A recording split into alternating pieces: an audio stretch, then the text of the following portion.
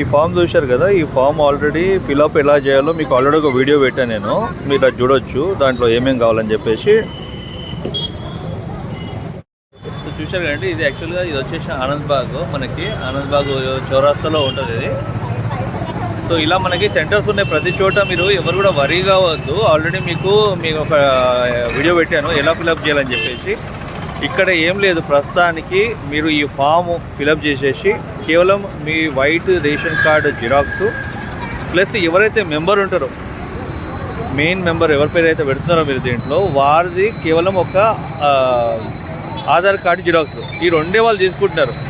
మిగతా అన్నీ వాళ్ళు మీకు ఒక ఫామ్ ఇచ్చేస్తారు, దాంట్లోనే మనం ఇచ్చిన ఫిలప్ చేసిన ఫామ్లోనే అది ఒకటి స్లిప్ ఇస్తారు, అది మీరు జాగ్రత్త పెట్టుకోవాలి. మీకు ఎంక్వైరీకి వచ్చినప్పుడు అది చూపెట్టాలి, ఏమున్నా కూడా వాళ్ళు అప్పుడు అడుగుతారు అన్నమాట. అప్పటిదాకా ఇంకేం లేదండి.